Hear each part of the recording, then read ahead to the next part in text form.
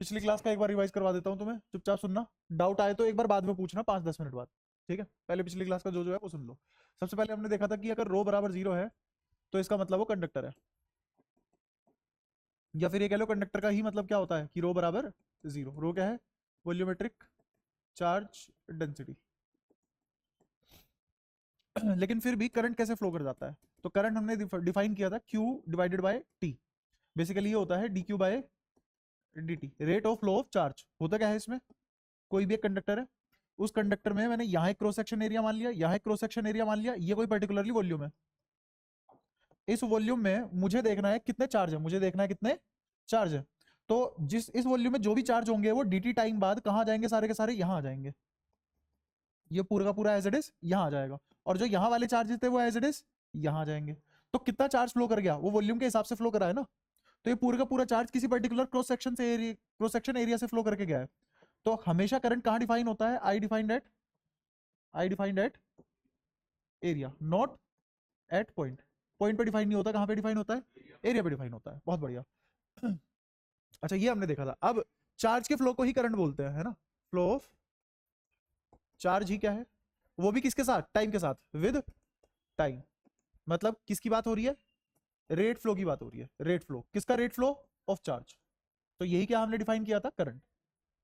बहुत अधूरी सी डेफिनेशन है अभी भी, लेकिन धीरे धीरे पढ़ते रहेंगे और मजबूत हो जाएगी डेफिनेशन। ठीक है, अब करंट में कौन फ्लो कर रहा है? चार्ज। करंट में कौन फ्लो कर रहा है?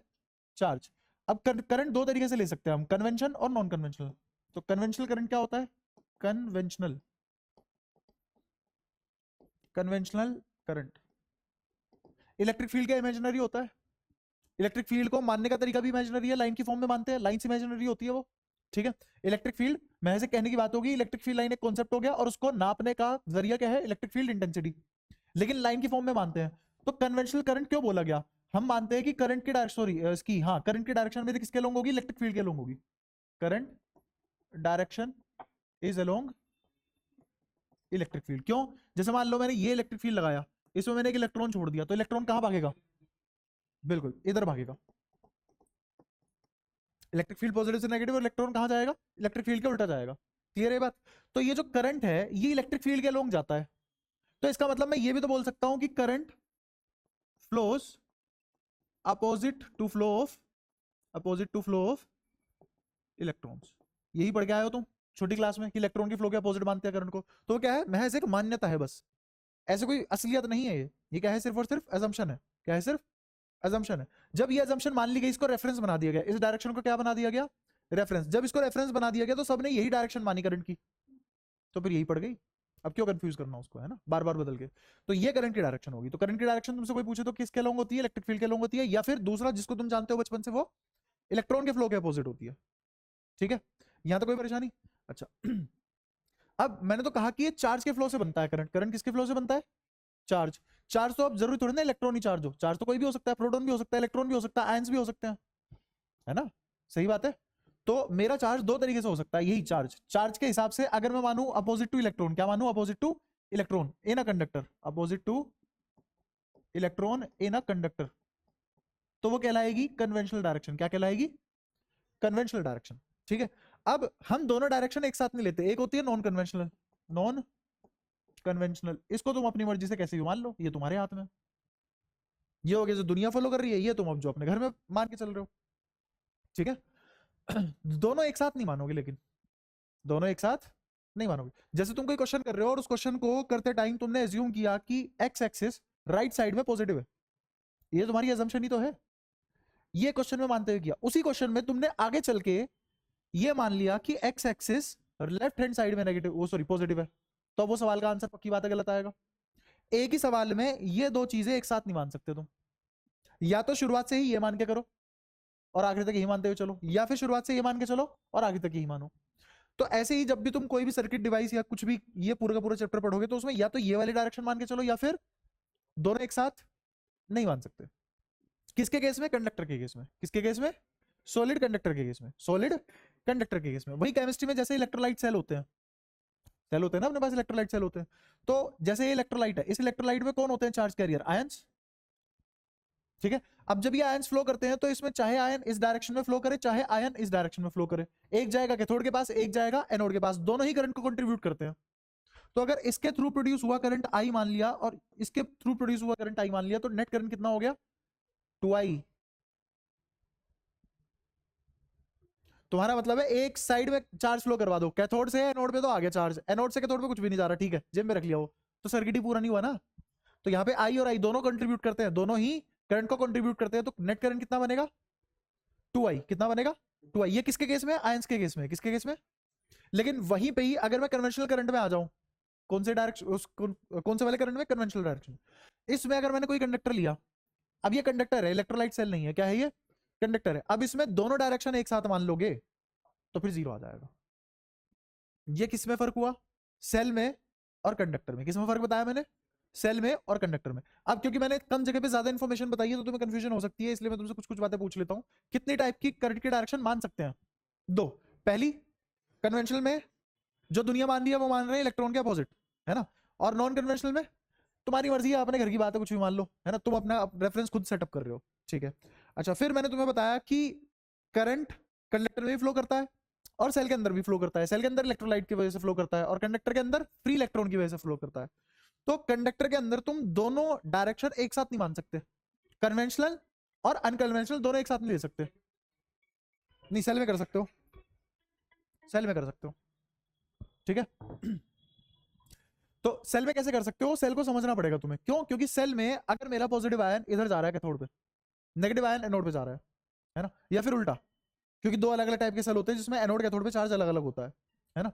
तो मान लो एनोड से कैथोड, कैथोड से एनोड जा रहे हैं, तो जो आयन मेरे को करंट प्रोड्यूस करवा के देगा अपनी मूवमेंट की वजह से, दूसरे वाला उसको कॉम्प्लीमेंट नहीं कर रहा होगा।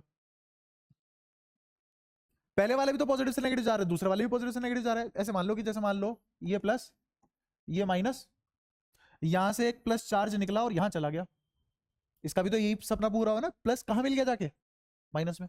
अच्छा, अब यहां से एक पॉजिटिव चार्ज निकला, पॉजिटिव कह रहा हूं, एक नेगेटिव चार्ज निकला और यहां आ गया, तो इसका भी तो यही हुआ, पॉजिटिव और नेगेटिव मिल गए, तो ये भी करंट को कंट्रीब्यूट कर रहा है, ये भी करंट को कंट्रीब्यूट कर रहा है, ठीक है। क्योंकि यहाँ पे कन्वेंशन है ही नहीं, कोई कन्वेंशन नहीं है, जितना आयन जमा हो जाएगा उतना करंट फ्लो कर गया होगा, ठीक है। वहीं पे कंडक्टर में जमा नहीं हो रहा, वो फ्री इलेक्ट्रॉन है, जमा नहीं हो रहा, वो कैसा है, फ्री इलेक्ट्रॉन है। यहाँ पे आयन की फिजिकल मूवमेंट है, यहाँ पे आयंस की फिजिकल मूवमेंट है, इसलिए यहां कन्वेंशन काम नहीं आ रही, इसलिए यहां कन्वेंशन काम नहीं आ रही। और अगर दोनों का करंट ऐड करोगे तो दुगना आ जाएगा, दोनों मिलकर करंट कंट्रीब्यूट कर रहे हैं, ऐसा बोल लो। लेकिन कंडक्टर में ऐसा नहीं है, कंडक्टर में ऐसा नहीं है। कंडक्टर में ऐसा क्यों नहीं है, वो धीरे धीरे पता लगेगा। रखा रहने, वहीं रखा रहने, सही जगह रखा है वो, अब इससे ज्यादा नीचे नहीं कर सकता ना वो, अब वो अपनी मिनिमम पोटेंशियल एनर्जी स्टेट पे है, ठीक है। तो अब हम किसके बारे में पढ़ने वाले हैं, कंडक्टर के बारे में पढ़ने वाले हैं, है ना। कंडक्टर में इलेक्ट्रॉन का फ्लो बहुत कॉम्प्लेक्स होता है। हमने देखा था कि अगर ये कंडक्टर है तो इसमें इलेक्ट्रॉन कैसे फ्लो करेगा, इसमें इलेक्ट्रॉन एट रूम टेम्परेचर ऐसे फ्लो करेगा, ऐसे फ्लो करता रहेगा। ये किसकी मूवमेंट है, इलेक्ट्रॉन की मूवमेंट है in a conductor when no potential difference is applied, no electric field is there at room temperature. हाँ, फ्री इलेक्ट्रॉन ही है, फ्री इलेक्ट्रॉन के बारे में ही कर रहे हैं हम, जो कर रहे हैं free electrons eight room temperature. अब इससे तो करंट बनने से रहा, इससे करंट क्यों नहीं बनेगा, क्योंकि रैंडम मोशन है। अच्छा, इसकी वेलोसिटी कितनी होती है, ये थर्मल वेलोसिटी है, थर्मल वेलोसिटी कितनी 10 ratio the power minus, sorry minus कह रहा हूं, 10 ratio the power 4 to 10 power 5 metre per second, कौन था पता नहीं, जीरो। ये क्या है, थर्मल वेलोसिटी, किसकी, इलेक्ट्रॉन की, किसकी, इलेक्ट्रॉन की, फ्री इलेक्ट्रॉन की, याद रहेगा। अच्छा, ये जो फ्री इलेक्ट्रॉन है ये बिल्कुल H2 गैस की तरह है, फ्री H2 गैस की तरह है, तो इसको क्या फ्री इलेक्ट्रॉन गैस नहीं बोल सकता मैं। अब ये तो थी एक इलेक्ट्रॉन की थर्मल वेलोसिटी, लेकिन सभी इलेक्ट्रॉन की भी थर्मल वेलोसिटी इंडिविजुअली यही होगी, लेकिन अगर एवरेज निकाल लो इन सब का तो जीरो आएगा। एवरेज क्यों जीरो आएगा, क्योंकि वेलोसिटी एक वेक्टर क्वांटिटी है, और इस पर्टिकुलर क्लोज सेक्शन में जितने इलेक्ट्रॉन इधर गए होंगे उतने इलेक्ट्रॉन इधर, क्या इस लहजे में गए होंगे या ऐसे रैंडमली मूव करते हुए गए होंगे, ऐसे रैंडमली मूव करते हुए जितने इधर चले गए होंगे उतने इधर चले जाओगे सेम टाइम में। तो नेट एवरेज वेलोसिटी कितनी आ गई सभी की, वी एवरेज, कौन सी, थर्मल, कितनी आ गई थी, जीरो। ये इफेक्ट जीरो आ गया था। हमने क्या करा, लेकिन हमें तो यूनिडायरेक्शनल मोशन चाहिए होगा इलेक्ट्रॉन का, तब जाके करंट बनेगा, तो हमने क्या करा, एक इलेक्ट्रिक फील्ड लगवा दिया इसमें, और वो इलेक्ट्रिक फील्ड कैसे लगवाया, ऐसे, ये लग गया इलेक्ट्रिक फील्ड। अब इस इलेक्ट्रिक फील्ड में क्या हुआ, यहाँ पे पोटेंशियल ज्यादा होगी, यहाँ पे पोटेंशियल कम होगी। इसको मैंने VA बोल दिया, इसको मैंने VB बोल दिया। जिधर पोटेंशियल गिरेगी उधर इलेक्ट्रिक फील्ड फ्लो करेगा, बनाता यही है। तो इसका मतलब इलेक्ट्रिक फील्ड कहाँ फ्लो करेगा, VA माइनस VB की डायरेक्शन में। कहाँ फ्लो करेगा, VA माइनस VB की डायरेक्शन में इलेक्ट्रिक फील्ड फ्लो कर जाएगा। कर गया। अब इलेक्ट्रिक फील्ड इन इलेक्ट्रॉन पे क्या लगाएगा, फोर्स। तो जैसे मान लो ये इलेक्ट्रॉन इधर उधर इस तरीके से नाच रहा था, तो यही वाला इलेक्ट्रॉन अब ऐसे मूव करने लग जाएगा। तो ओवरऑल इसकी डायरेक्शन ओवरऑल इस साइड आ गई, हाँ ओवरऑल इस साइड आने लगी। तो इसकी फाइनल डिस्प्लेसमेंट इस तरफ होने लगी, इसकी फाइनल डिस्प्लेसमेंट इस तरफ होने लगी, है ना। जैसे मान लो पहले मैंने इसको T1 टाइम के लिए देखा, पहले T1 टाइम के लिए देखा तो इसकी डिस्प्लेसमेंट यहां आ गई। दूसरे T1 टाइम के लिए देखा, डिस्प्लेसमेंट यहां आ गई। तीसरे T1 टाइम के लिए देखा, डिस्प्लेसमेंट यहां आ गई। ये कैसे आई, वेक्टर एडिशन से। जैसे मान लो ये कोई रास्ता था, ऐसे गया इलेक्ट्रॉन तो तुम मुझे बता सकते हो इसका डिस्प्लेसमेंट वेक्टर कैसे बनेगा, कहां से आया, polygon law of vector addition से, polygon law of vector addition से। अब मुझे इस वाले वेक्टर से भी मतलब नहीं है, मुझे किस वाले वेक्टर से मतलब है, जो किसके अलोंग है, इलेक्ट्रिक फील्ड के अलोंग है। तो ये कौन सा डिस्प्लेसमेंट वेक्टर है, डिस्प्लेसमेंट वेक्टर अलोंग, क्योंकि इसी से ही तो वर्क डन आएगा, वर्क डन इसी से तो आएगा। यहाँ तो कोई परेशानी, यहाँ तो कोई परेशानी। अच्छा तो डिस्प्लेसमेंट अलोंग इलेक्ट्रिक फील्ड, ये छोटी छोटी डिस्प्लेसमेंट आ गई जिसको हमने ग्रिड में डिवाइड किया था। तो T1 टाइम में एक अलग डिस्प्लेसमेंट आई, T2 टाइम में एक अलग डिस्प्लेसमेंट आई, T3 टाइम में एक अलग डिस्प्लेसमेंट आई। इसमें तो कोई दिक्कत नहीं है। अच्छा जब अलग अलग टाइम में अलग अलग डिस्प्लेसमेंट आ रही है तो वेलोसिटी भी अलग अलग होगी, सही बात है। तो मैंने एक इलेक्ट्रॉन पकड़ा, उससे पूछा भाई साहब तू अपनी वेलोसिटी बता, वो बोलेगा जो मेरी इनिशियल थी, जो मेरी इनिशियल थी वो ढूंढ के लाओ। ठीक है, इसकी कोई इनिशियल वेलोसिटी थी, थर्मल वेलोसिटी 1, जो रैंडम वेलोसिटी भी बोल सकते हो तुम इसको, ठीक है प्लस 80 और टाइम कितना T1 लगा। उसने कहा एक्सेलेरेशन ढूंढ के ले आओ, कांस्टेंट है। कांस्टेंट क्यों है एक्सेलेरेशन, क्योंकि इलेक्ट्रिक फील्ड कैसा है, यूनिफॉर्म है। तो एक्सेलेरेशन कांस्टेंट है और वो किसके बराबर आ गई, E by mass of electron. तो मास ऑफ इलेक्ट्रॉन कांस्टेंट है, इलेक्ट्रॉनिक चार्ज कांस्टेंट होता है और इलेक्ट्रिक फील्ड हमने खुद कांस्टेंट कर रखा है। तो एक्सेलेरेशन कैसी आ गई, कांस्टेंट। क्योंकि एक्सेलेरेशन कांस्टेंट है इसीलिए इक्वेशन ऑफ मोशन लगी, वरना ये लगनी नहीं थी। इक्वेशन ऑफ मोशन कब लगती है, जब एक्सेलेरेशन कांस्टेंट हो। अगर एक्सेलेरेशन 0 हो तो सिंपल क्या लगता है, v equals to D by T.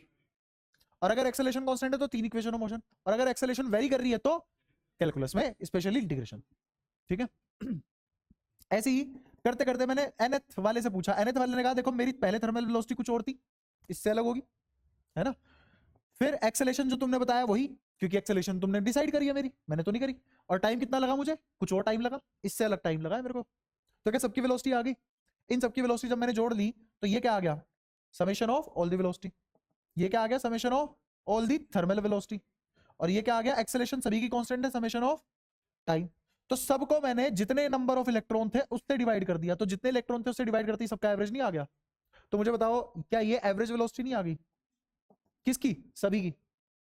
सभी की एवरेज वेलोसिटी की है, एक टर्मिनल से दूसरे टर्मिनल किस वेलोसिटी से जा रहे हैं। यहां से एक इलेक्ट्रॉन चला और यहां तक कितनी वेलोसिटी से पहुंचा होगा, ये एवरेज वेलोसिटी से पहुंचा होगा। क्या असलियत में ऐसा हुआ है, नहीं। ये क्या है, एक सुपर एक मतलब इमेजिनरी मॉडल है जिसमें हमारा काम बन गया, हमने चीजें निकाल ली और प्रैक्टिकली फिर वो काम भी कर रही थी, ठीक है अच्छा अब वी एवरेज किसके बराबर आ गया, ये तो 0 हो गया क्योंकि इसका एवरेज 0 है, अभी अभी निकाला हमने, ये रहा, ठीक है। इसका एवरेज 0 है और ये कितना a।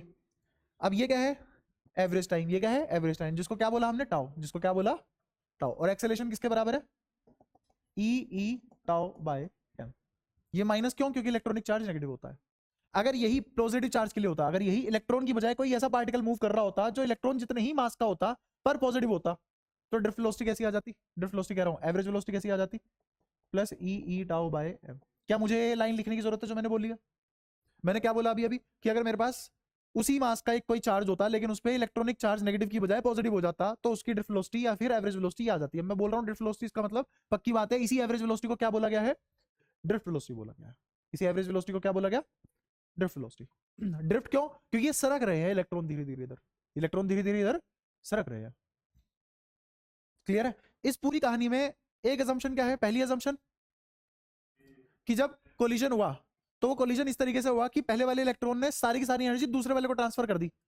जैसे मेरे सामने यहाँ एक कोई इंसान खड़ा हुआ है, मैं भागते हुए आया, इसमें टकराया, मैं तो रुक गया और ये मेरी वेलोसिटी से आगे भाग गया या अलग वेलोसिटी से आगे भाग गया। तो ऐसे क्या कोलिजन से वेलोसिटी अलग अलग हो जाएगी, लेकिन क्या मान के चल रहे हैं हम कि एनर्जी का पूरा पूरा लॉस होगा। क्या मान के चल रहे हैं फॉर या फिर at every collision energy is completely lost. ठीक है। अच्छा, अब इससे कोलिजन से पहले की बात करते हैं। अब कब की बात कर रहे हैं हम? थर्मल वेलोसिटी की। कब की बात कर रहे हैं? Thermal velocity. थर्मल वेलोसिटी जब थी तो कोलिजन कैसा रहा होगा? Perfect elastic. हाँ, ये हमने कहां भी पढ़ा है? 11th क्लास में काइनेटिक थ्योरी ऑफ गैसेस में भी पढ़ा है। तभी अपना सारा मोमेंटम ट्रांसफर कर देते हैं। ठीक है। रीजन, एक और रीजन, अच्छा रीजन बताता हूं। जब इनके पास थर्मल वेलोसिटी थी तो ये कोलाइड कर रहे थे एक दूसरे से, एक दूसरे से कोलिजन हो रहा था इनका, और कोलिजन से तो टेम्परेचर बढ़ता है। कोलिजन से, ये बात शायद तुम्हें नहीं पता हो तो मैं बता देता हूं, अगर कोलिजन बढ़ेगा तो टेम्परेचर बढ़ेगा। प्रैक्टिकली देखना है किसी को? कोलिजन इंक्रीज तो टेम्परेचर भी इंक्रीज। मन है ऐसे वाले प्रैक्टिकल का? बताओ किसको देखना है? कुछ नहीं करना तुम्हें, गिरेबान पकड़ना है, सिंगम बनना है और झापड़ झापड़ झापड़ लगाए चले जाने। तुम्हारा हाथ भी गर्म हो जाएगा, अगले वाले का गाल भी गर्म हो जाएगा। किस वजह से हुआ? क्योंकि तुमने रिपीटेडली कोलाइड किया, अपना हाथ और उसका गाल, है ना? तो अब आया समझ में? कोलिजन बढ़ा तो टेम्परेचर बढ़ता है, कोलिजन बढ़ने पे टेम्परेचर बढ़ता है। तो अब मेरे को बताओ, यहां कोलिजन तो हो रहे हैं ना बाद में, कि जैसे ही तुमने इलेक्ट्रिक फील्ड लगाया कोलिजन हुए, उन कोलिजन होने की वजह से क्या हुआ? टेम्परेचर बढ़ा, टेम्परेचर बढ़ा। लेकिन जब तार ऐसी रखी हुई थी रूम टेम्परेचर पर, तब उसका टेम्परेचर नहीं बढ़ रहा था, अब बढ़ रहा है। ये तुमने प्रैक्टिकली भी देखा है, जब तारों में से करंट जा रही होती है तो तार गर्म हो जाती है, और जब तार ऐसी ही पड़ी रहती है तो वो गर्म नहीं होती। तो इसका मतलब जब तार ऐसे ही पड़ी हुई थी तो जो कोलिजन हो रहे थे वो परफेक्टली इलास्टिक थे। परफेक्ट इलास्टिक कोलिजन में टेम्परेचर नहीं बढ़ता। तो इसका मतलब eight room temperature without any potential difference, applied potential difference, हमारे सारे के सारे कोलिजन कैसे रहे थे? Collisions were perfectly elastic, hence change in temperature क्या था? जीरो। बट यहाँ पे कोलिजन परफेक्टली इलास्टिक नहीं है, यहाँ पे क्या हुआ? सारी की सारी एनर्जी दूसरे वाले को ट्रांसफर कर दी गई है, तो यहाँ पे कोलिजन बढ़ने से टेम्परेचर बढ़ेगा। कब? आफ्टर अप्लाइंग पोटेंशियल डिफरेंस, क्योंकि पोटेंशियल डिफरेंस लगाते ही इलेक्ट्रिक फील्ड पैदा हो जाएगा। उस इलेक्ट्रिक फील्ड की वजह से जो अब कोलिजन आएंगे वो इलास्टिक नहीं बचेंगे नेचर में, तो अब कोलिजन की वजह से टेम्परेचर बढ़ेगा। क्लियर है? यहां तक कोई परेशानी? अच्छा, एक और चीज, अगर ये कोलाइड ना करे तो इजीली इधर से इधर आ पाएंगे, या कोलाइड करके इजीली इधर से इधर आ पाएंगे? कोई नहीं, इंसानी बुद्धि है, कितनी भी खराब हो सकती है, सोचो। दोबारा मौका दिया, दोबारा मैं पूछ रहा हूँ, या मैं कुछ और पूछता हूँ। यहाँ तो तुम्हारे फिजिक्स में तो किसी का भी दिमाग नहीं चलता, तुम्हारे टॉफी का दिमाग आज तक नहीं चल पाया फिजिक्स में। दूसरा एग्जाम्पल पूछता हूँ, तुम्हें मेट्रो के एक कोच से दूसरे कोच में जाना है, कब जा पाओगे? जब भीड़ ज्यादा हो, एक दूसरे से टकरा के जल्दी पहुंचोगे, या जब तुम स्मूथली वहां पे चलते हुए चले जाओ आंख बंद करके, तब ज्यादा जल्दी पहुंचोगे? उसके लिए कोलिजन नहीं चाहिए तुम्हें, उसके लिए कोलिजन, अगर तुम्हें कोलाइड कर करके जाना पड़ा तो तुम्हें टाइम ज्यादा लगेगा, तुम्हें रेजिस्टेंस फील होगी। क्या फील होगी? रेजिस्टेंस फील होगी, तुम्हें लगेगा कोई मुझे वहां जाने से रोक रही है पब्लिक, रहेगा ना ऐसा? तो अब मेरे को बताओ, अगर ये कोलाइड करेंगे, अगर ये कोलाइड करेंगे तो इजीली पहुंच पाएंगे, बिना कोलाइड करे इजीली पहुंच पाएंगे? बिना कोलाइड करे इजीली पहुंच पाएंगे। इसका मतलब इसके इधर से इधर फ्लो में जो ईज थी, फ्लो में जो ईज थी, फ्लो में जो आसानी थी, वो भंग हो रही है। किसकी वजह से?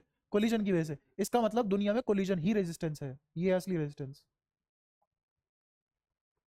ठीक है, रेजिस्टेंस को तुमने हिंदी में क्या पढ़ा है आज तक? रुकावट, बस इतना सा पढ़ा है। असलियत में रेजिस्टेंस क्या होती है? Collision. Collision, collision is the resistance. अच्छा, अब तो थोड़ा थोड़ा आइडिया तुम्हें करंट के बारे में लगना शुरू हो गया, थोड़ा थोड़ा रेजिस्टेंस के बारे में लगना शुरू हो गया। अब लेकिन यहाँ पे कोलिजन तो नहीं अवॉइड कर सकते हम, कोलिजन अवॉइड नहीं कर सकते। तो जैसे ही तुम इलेक्ट्रिक फील्ड अप्लाई करोगे तो यूनिडायरेक्शन मोशन में इलेक्ट्रॉन तो आ जाएंगे, but due to collision resistance भी आ जाएगी। होगा, पर आया भी किसकी वजह से वो रेजिस्टेंस? पहले कहां था? पहले तो करंट ही नहीं था। बिना पोटेंशियल के रेजिस्टेंस भी कहां से आ जाएगा?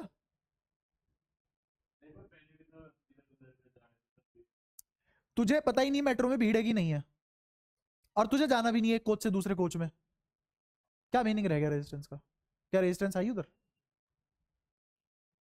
वो कब आई? जब इलेक्ट्रिक फील्ड अप्लाई हुआ, जब बात आई कि मेरे को फ्री इलेक्ट्रॉन यहां से यहां पहुंचाने हैं, यहां से यहां पहुंचाने हैं। एक छोर से दूसरे छोर पे फ्री इलेक्ट्रॉन पहुंचाने के लिए मुझे क्या लगाना पड़ा? Potential difference. उसके साथ फ्री में क्या आया? रेजिस्टेंस। फ्री में क्यों आया? क्योंकि कोलिजन आ गए। कोलिजन अब कैसे है? एनर्जी पूरी पूरी ट्रांसफर हो रही है, तो उन कोलिजन की वजह से क्या बढ़ रहा है? टेम्परेचर बढ़ रहा है। ठीक है, और अब हम उल्टा बढ़ेंगे, टेम्परेचर बढ़ने से रेजिस्टेंस बढ़ती है, टेम्परेचर बढ़ने से रेजिस्टेंस। लेकिन ये सिर्फ और सिर्फ कब है? कंडक्टर के केस में है, सिर्फ और सिर्फ किसके केस में है? कंडक्टर के केस में। तो हम ये ऐसा मोशन नहीं पढ़ सकते थे, तो हमने ग्रिड मोशन अप्लाई किया, और ये जो नीचे वाला है ऐसा मोशन टुकड़ों टुकड़ों में बांट के पढ़ा, उनको ऐड किया और फंडेबाजी लगाई, तो ड्रिफ्ट वेलोसिटी आ गई। अब ड्रिफ्ट वेलोसिटी की डेफिनेशन क्या बनी? It is average velocity through which an electron drift from one terminal to another terminal for conduction of current. लिख दो। नहीं मैं कह रहा हूं कि लिख दो क्या ये डेफिनेशन? बताओ, पक्का लिख लोगे? क्योंकि लिखी नहीं जाती तुमसे, डेफिनेशन में नंबर कटवाते हो तुम। कुछ तो बच्चे डैश देते ही नहीं है, कुछ बच्चे आते नहीं है ना, ना रेगुलरिटी है और ना ही डिसिप्लिन है। तो तुम्हें एवरेज वेलोसिटी पता लगी? हिंदी में बता दो मुझे बोल के, इंग्लिश तो तुम टूटी फूटी लिखी लोगे। बोलो जल्दी। वो एवरेज वेलोसिटी जिससे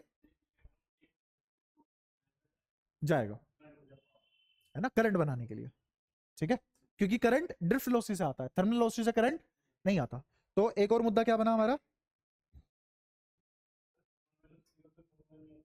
नहीं होता है, बताता हूं, देख।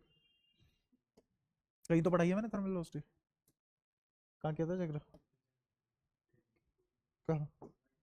हाँ ये जो थर्मल वेलोसिटी अगर पढ़ोगे तुम, तो तुमने काइनेटिक एनर्जी का फॉर्मूला पढ़ा है? नहीं।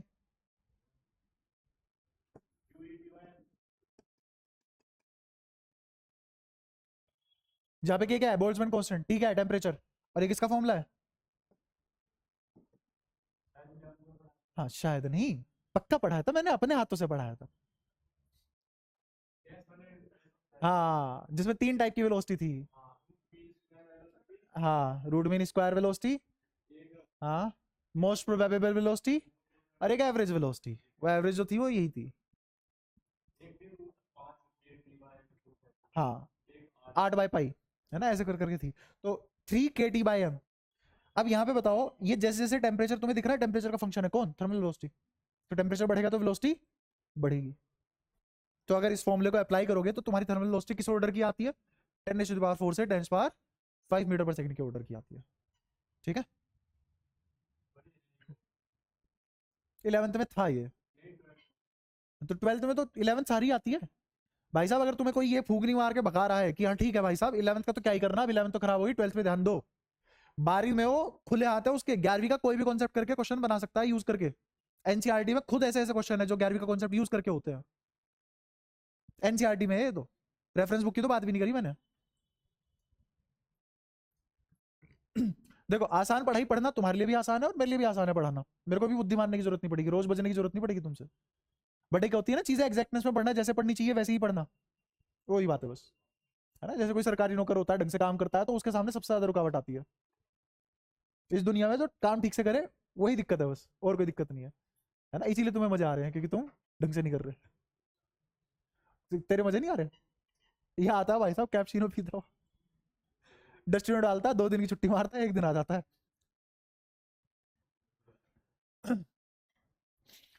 खैर, तो थर्मल वेलोसिटी तुम्हें पता है, thermal velocity doesn't contribute, V thermal doesn't contribute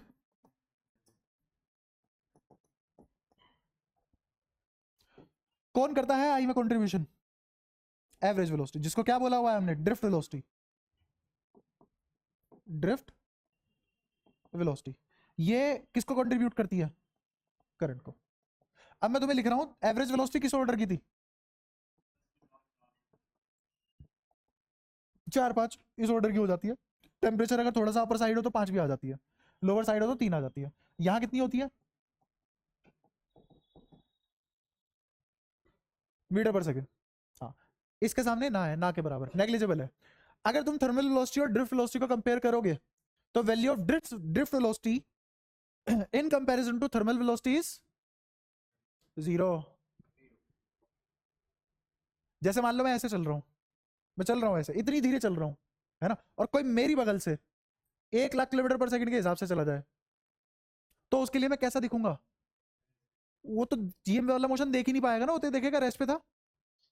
इतने में मैंने 1 कदम रखा, इतने में तो वो कर गया 150 किलोमीटर पार, तो उसने मुझे कैसे देखा? ऐसे रुके स्टैचू की फॉर्म में देखा। ये फ्रेम है, हाँ ये फ्रेम है। जब तुम बहुत ज्यादा तेज चलते हो तो तुम्हें बाकी चीजें रुकी हुई दिखाई देती है। इसका मतलब जिस दिन तुम सी स्पीड से चलोगे, समय रुक जाएगा तुम्हारे लिए। ठीक है, ये देखो, ये इसने उसकी तरफ देखा, कह रहा समय रुक गया, तो मैं इसी की तरफ देखता रहूंगा। वो अनकंफर्टेबल हो गया।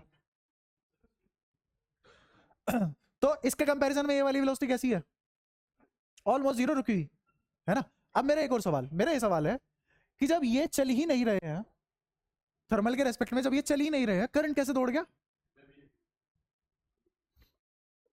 सबके दिमाग में ये आया ना कि फिर साला करंट चाह कैसे रहा है? हम तो खटका ऑन करते तुरंत लाइट जलती है, डिले आता ही नहीं।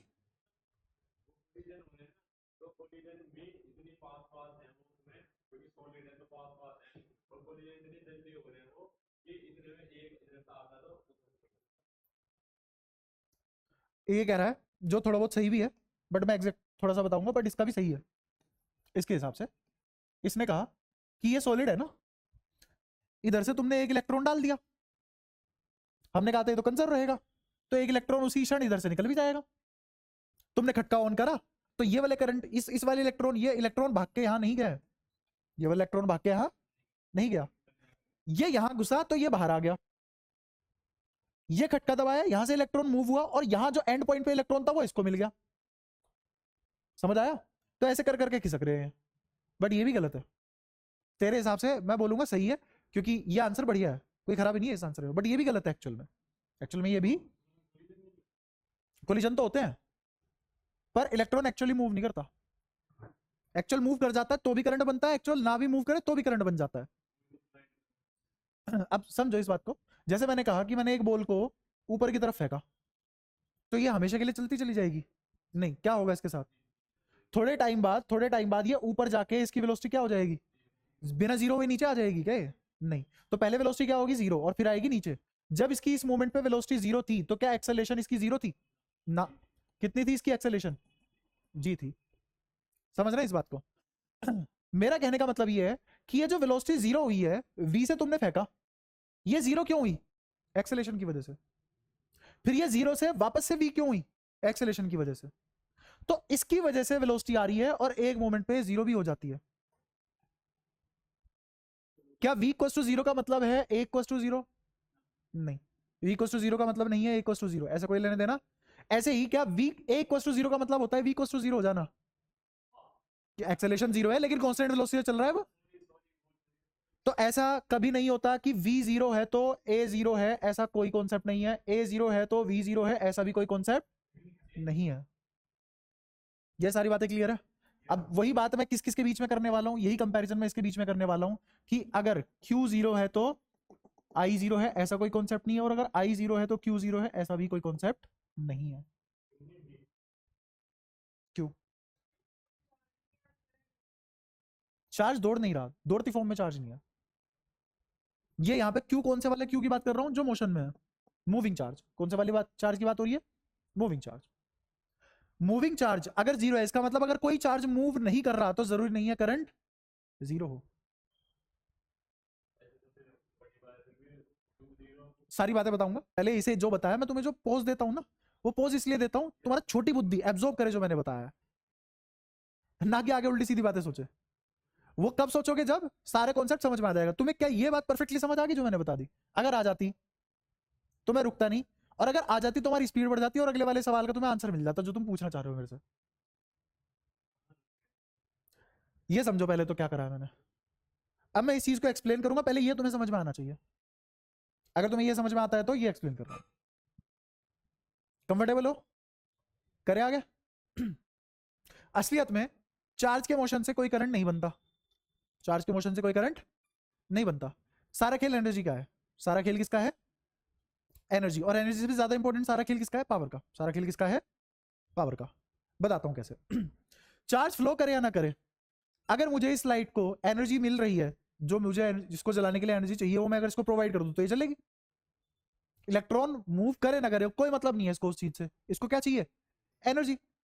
इसको एनर्जी मिली तो चल गई, ठीक है। अब एनर्जी मैं इसको 1 करोड़ साल में 1 जूल एनर्जी दे रहा हूं, कोई फायदा नहीं है। तो एनर्जी से भी ज्यादा इंपॉर्टेंट टर्म क्या हो गई, कितनी एनर्जी कितने टाइम में दी गई, कितनी एनर्जी कितने टाइम में। वही मतलब वो वाला खेल है जैसे मोटे और पतले का खेल होता है ना। जरूरी नहीं है किसी इंसान का शरीर मोटा है तो उसमें पावर ज्यादा हो, श्योरली उसमें क्या ज्यादा है, एनर्जी। श्योरली उसमें क्या ज्यादा है, एनर्जी। बट वो क्या उतनी एनर्जी कम टाइम में लगा सकता है, जरूरी नहीं है। वही कोई पतला इंसान है उसके पास एनर्जी कम है लेकिन वो कम टाइम में ज्यादा एनर्जी लगा पा रहा है। तो खेल किसका है, पावर का। खेल किसका है, पावर का। जैसे इसकी रिक्वायरमेंट 100 वोट की है, इसकी रिक्वायरमेंट 100 वोट की है, तो जब तक मैं इसे 1 सेकंड में 100 जूल नहीं दूंगा ये नहीं खिसकेगी, चलेगी नहीं। तो सबसे ज्यादा इंपॉर्टेंट खेल किसका, पावर का। कितने टाइम में कितनी एनर्जी दे रहे हैं। चलो मैंने टाइम छोटा कर दिया, टाइम मैंने रिक्वायरमेंट के हिसाब से फुलफिल कर दी टाइम की रिक्वायरमेंट। अब बात किसकी रहेगी, सिर्फ और सिर्फ एनर्जी देने की। तो इसको क्या चाहिए, एनर्जी चाहिए। जलने के लिए क्या चाहिए, एनर्जी। और एनर्जी मैंने दे दी तो जल गई, क्लियर है। अब वो एनर्जी इलेक्ट्रॉन के चलने से नहीं दी जाती, एनर्जी इलेक्ट्रॉन के चलने से नहीं दी जाती। एनर्जी एक इंपल्स फॉर्म में ट्रेवल करती है, एक इंपल्स जाता है और वही इंपल्स कोलिजन है, वही इंपल्स कोलिजन है। ये इलेक्ट्रॉन चलने की कोशिश भर में था, इसके पास क्या थी, मूव करने की टेंडेंसी थी, मूव करने की टेंडेंसी थी। इसके मूव करने की टेंडेंसी भर से ही करंट पैदा हो जाता है।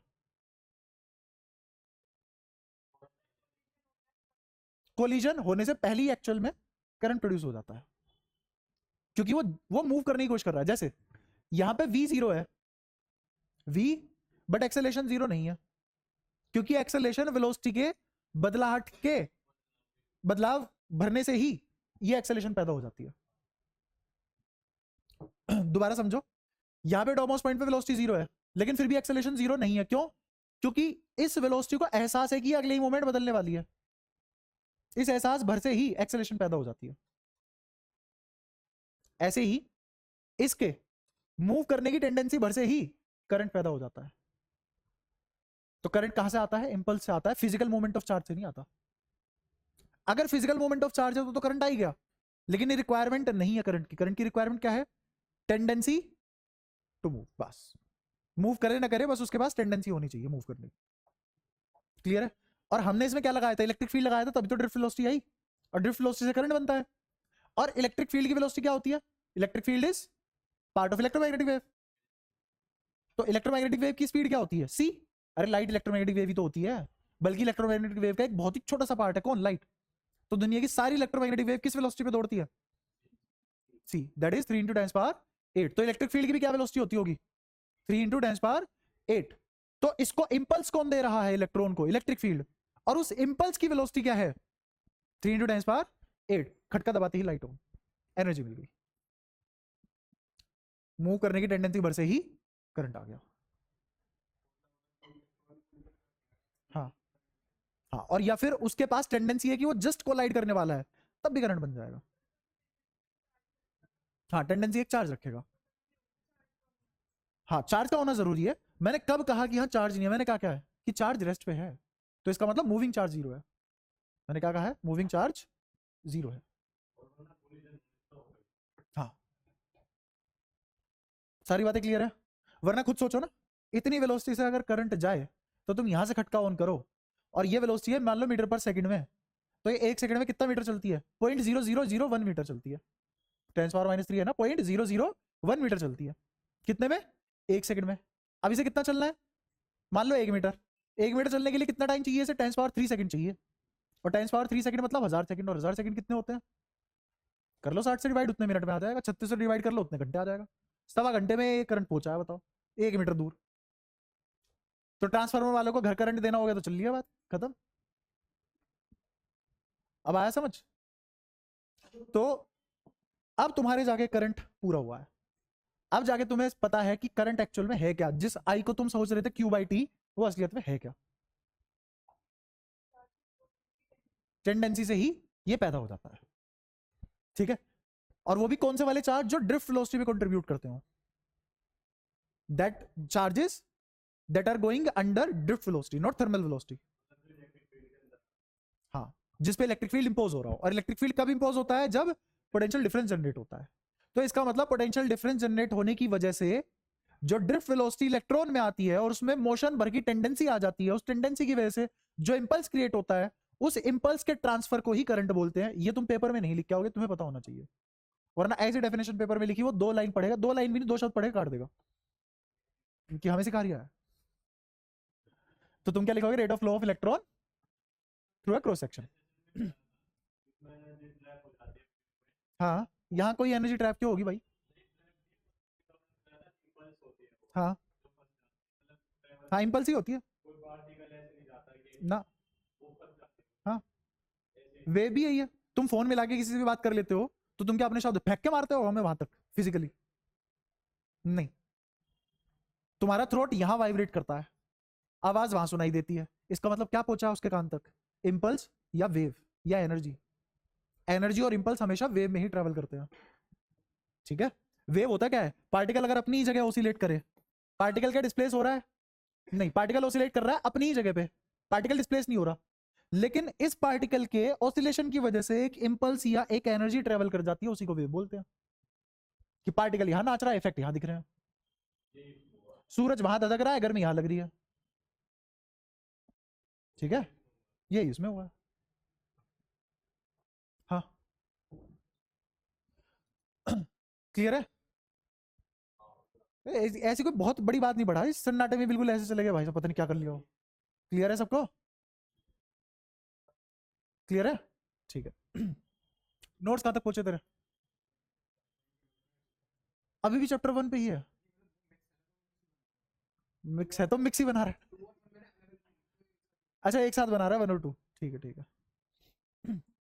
यहां तक तुम्हें करंट पूरा समझ में आ चुका है? करंट में कोई दिक्कत अभी तक? अब हमने करंट पढ़ लिया, करंट क्या होता है ना?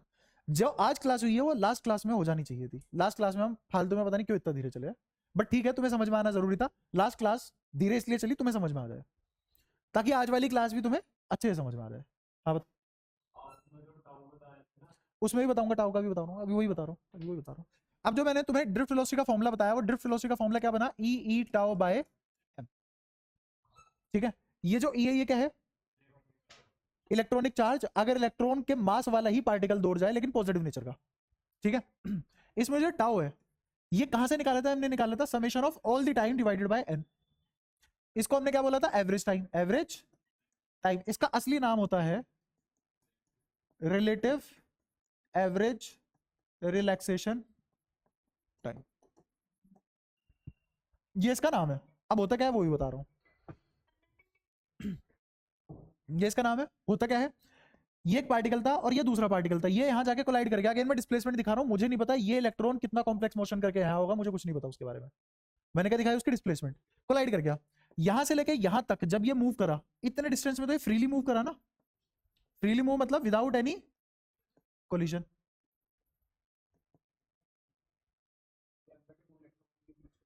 हाँ हाँ, तो ये इलेक्ट्रॉन कैसे भी मूव करके यहां गया, बट मैंने डिस्प्लेसमेंट दिखा दी तुम्हें, एक ग्रिड से दूसरे ग्रिड तक, मतलब लेटिस से लेटिस तक, ठीक है? यहां से लेके यहां तक इलेक्ट्रॉन फ्रीली मूव किया, मतलब कोई कोलिजन नहीं किया, है ना? तो इसको बोलते हैं फ्री पाथ। क्या बोलते हैं? Free path. क्या बोलते हैं? इस फ्री पाथ के लिए जो टाइम लगा जब तक ये कोलाइड नहीं किया, तब तक वो कौन सा टाइम था? Free time. कौन सा टाइम था? Free time. दूसरा नाम रिलैक्सेशन टाइम, दूसरा नाम रिलैक्सेशन टाइम।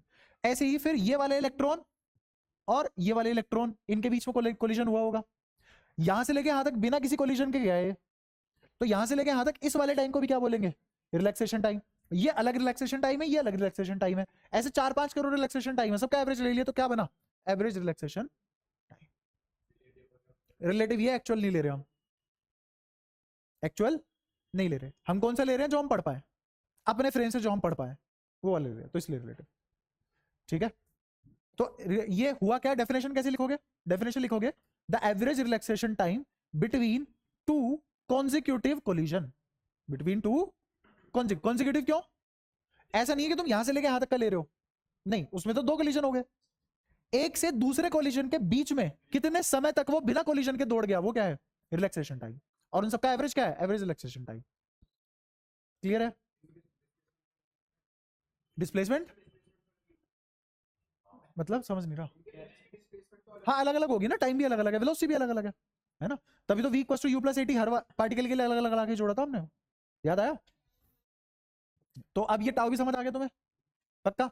अगर ये टाउ कम हो जाता है तो क्या होता है? अगर ये टाउ कम हो गया तो इसका मतलब ये कम फ्री दौड़ा, फ्रीली कम समय तक दौड़ा, ये तो मतलब हुआ। तो इसका मतलब कोलिजन की फ्रीक्वेंसी बढ़ गई, मतलब कम समय में ज्यादा कोलिजन हो रहे हैं, तो इसका मतलब कोलिजन की फ्रीक्वेंसी बढ़ गई। अगर टाउ कम हो जाता है तो कोलिजन बढ़ जाते हैं, और कोलिजन बढ़ जाते हैं तो टेम्परेचर बढ़ जाता है, तो रेजिस्टेंस बढ़ जाता है। तो इसका मतलब अगर टाउ कम होता है तो टेम्परेचर बढ़ जाता है, टाउ कम होता है तो टेम्परेचर क्या? क्यों? अब मेरी डिस्प्लेसमेंट छोटी छोटी नहीं आ गई? ये ना इस एक्सप्रेशन के हिसाब से तो ठीक है, बट अगर मान ले तो इसको थोड़ा सा और समझे कि तू यहाँ पे ले आया इसको, अब ये इतना ही ड्रिफ्ट किया बस, तो टाइम भी तो कम लगा, इंडिविजुअली कह रहा हूँ मैं। लेकिन एवरेज के हिसाब से देखे तो एवरेज के हिसाब से तो सारे छोटे छोटे हो गए ना, और जहां इसको पहुंचना था वहां तक पहुंच नहीं पाया, तो अब और ज्यादा समय लगेगा। तो इसका मतलब पक्की बात है एवरेज कम हुई है, इंडिविजुअल नहीं। हाँ, डिस्टेंस कम हो तो टाइम भी कम हो गया इंडिविजुअल का तो, लेकिन एवरेज कम हो गई, एवरेज कम हो गई। ठीक है, यहां तक बताओ कोई भी दिक्कत हो किसी भी बात में? क्या ये भी कॉन्सेप्ट समझ आया? ये भी समझ आया? सारी बातें समझ आई? तो और ऐसा भी तो बोल सकते हैं कि टेम्परेचर अगर बढ़ा तो टाओ घटेगा, टाओ घटेगा मतलब टेम्परेचर बढ़ा दिया तुमने इसका, कंडक्टर का टेम्परेचर बढ़ा दिया, तो कोलिजन जल्दी जल्दी होंगे, और कोलिजन जल्दी जल्दी होंगे तो टाओ घटा हुआ पाएगा। तो क्या वाइस वर्सा ट्रू है? तो टाओ और टेम्परेचर के बीच में हमने एक रिलेशन ले लिया। ठीक है, अब तक मैंने जितना भी पढ़ा दिया उसमें कोई दिक्कत हो तो बताओ। अब ये भी हमें करंट का मैथमेटिकल फॉर्मूला नहीं पता, हमें बस क्या पता है, हद से हद ये पता है करंट के बारे में, करंट होता है dq बाय dt, और ये q क्या होता है? ये होता है number of free electrons into E. E क्या है? Electronic charge. क्वांटाइजेशन, क्या वो माइक्रोस्कोपिक लेवल पे नहीं है? माइक्रोस्कोपिक लेवल पे है ना, तो इसका मतलब क्वांटाइजेशन। अच्छा, अब इस क्वांटाइजेशन को लगाते हैं, सुनना ध्यान से। ये कंडक्टर है,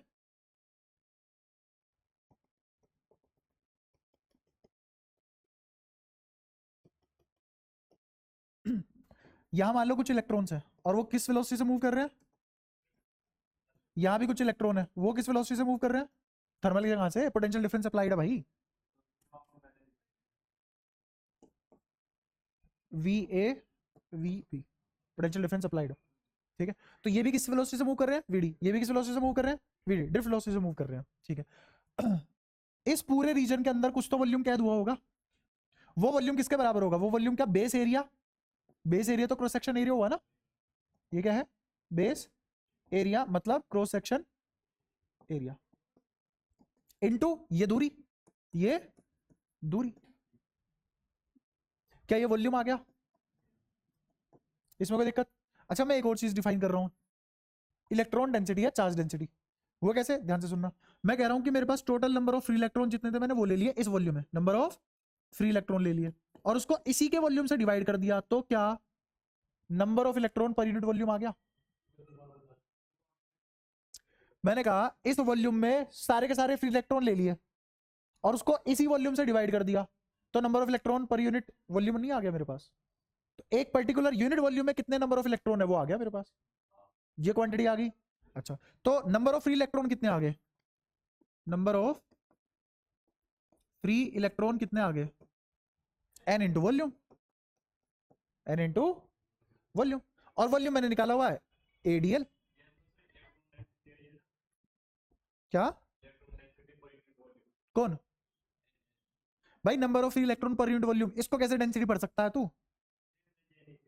हाँ,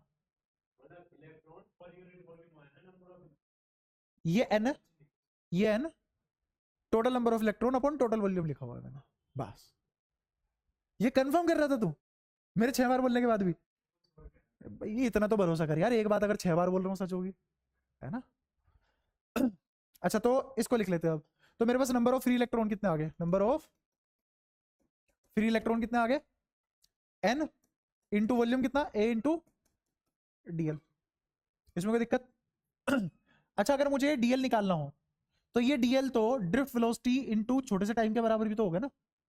एक बहुत ही छोटे समय के लिए ये सारे के सारे चार्ज यहां आ गए, तो कितनी दूरी तय करी उन्होंने, कितने टाइम के लिए, dt टाइम के लिए। कितनी वेलोसिटी से चले, vd वेलोसिटी से चले, तो टोटल लेंथ कितनी आ गई, vd इंटू dt, है ना। जिसको ये v dt वगैरह से ज्यादा परेशानी हो तो ऐसा कर लो कि 500 मीटर चला मैं, तो क्या वो इसके बराबर नहीं होगा कि मैं मान लो 25 मीटर पर सेकंड से चला, है ना, और 25 इंटू कितना होता है 500, 20, तो 20 सेकंड तक चला 25 मीटर पर सेकंड से, तो 500 मीटर चल लिया होगा, वही वाली चीज है। ठीक है, तो इसको दोबारा क्या लिख सकते हैं हम, n इंटू ए इंटू डीएल की जगह क्या लिख सकते हैं, vd इंटू क्या, नंबर ऑफ फ्री इलेक्ट्रॉन आ गए। बट अगर मुझे टोटल dq निकालना हो, टोटल नंबर ऑफ चार्ज निकालना हो, क्या निकालना हो टोटल, किससे मल्टीप्लाई करूं, ई से, तो किससे मल्टीप्लाई कर दूं इसकी, ई से, और इसको टाइम से डिवाइड कर दूं तो क्या आ जाएगा, करंट। तो करंट कितना आ गया, n e a v d, ये आ गया तुम्हारा करंट का फॉर्मूला, और यूनिट क्या होती है इसकी, एम्पियर।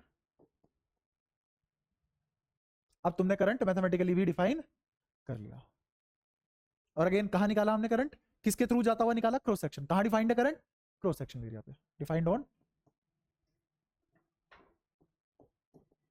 Cross sectional area. अब और थोड़ा और समझ में आया कि क्रॉस सेक्शन एरिया पे क्यों डिफाइंड है, क्योंकि उसको डिफाइन करने का मैथमेटिकली इसका फॉर्मूला निकालने का भी तरीका कैसा है, क्रॉस सेक्शन एरिया के थ्रू। क्या यहां तक सारी बातें क्लियर है, तो तुम्हारे पास करंट का फॉर्मूला तैयार है, n e a v d, clear है सबको ये? हाँ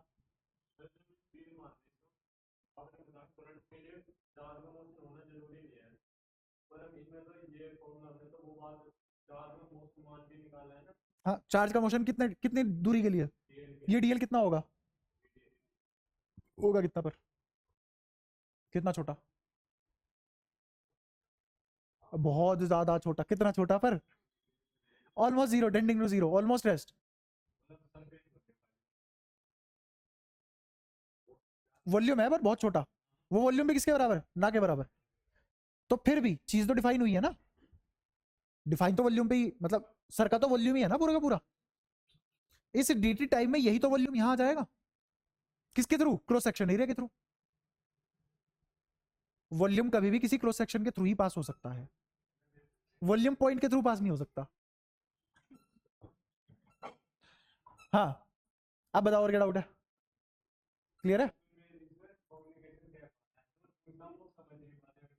क्योंकि वो मैं बता चुका हूं, फिर मैं दूसरे तरीके से बताता हूं उसे। तू क्या पूछ रहा है बता,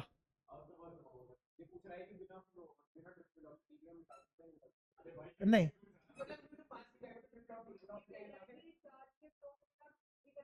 हाँ बिल्कुल, बताया अभी,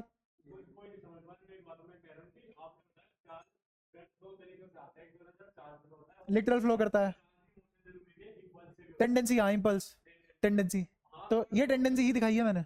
अब एक और चीज बताऊं, सुन सुन सुन सुन, तू पता कंफ्यूज कहां हो रहा है, तू कंफ्यूज ही हो रहा है, सर मुझे ना अपने दिमाग से, दिमाग में सीधा टेलीपैथी किया करो, मुंह वाली बात मेरे को समझ नहीं आती मुंह से बोली, सन ध्यान सामने देख, सामने देख ले, ये एक्चुअल मूवमेंट कर गया तब भी ये फॉर्मूला वैलिड है, अगर ये इंपल्स हुआ तो डीएल जीरो हो जाएगा ना चाचा, तब भी ये फॉर्मूला वैलिड है, तेरा सवाल मीनिंगलेस नहीं है,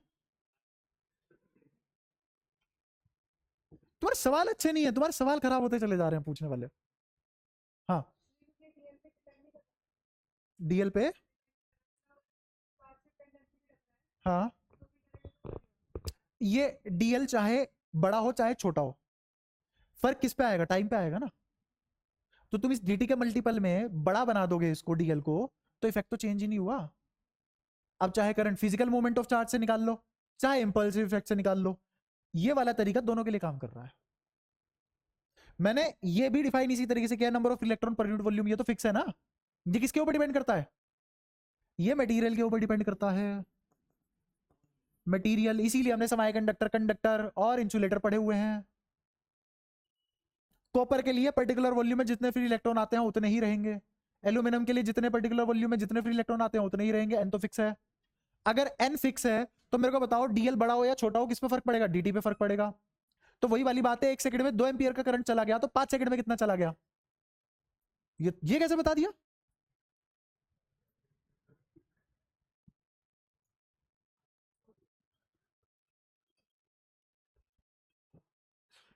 दिक्कत क्या है ना, तुम पिछला जो मैंने ज्ञान दे रखा उसको बिल्कुल रिलेट नहीं कर पाते। मैंने ये तुम्हें निंजा टेक्निक दे रखी है सारी की सारी कि सोचते कैसे है चीजों को।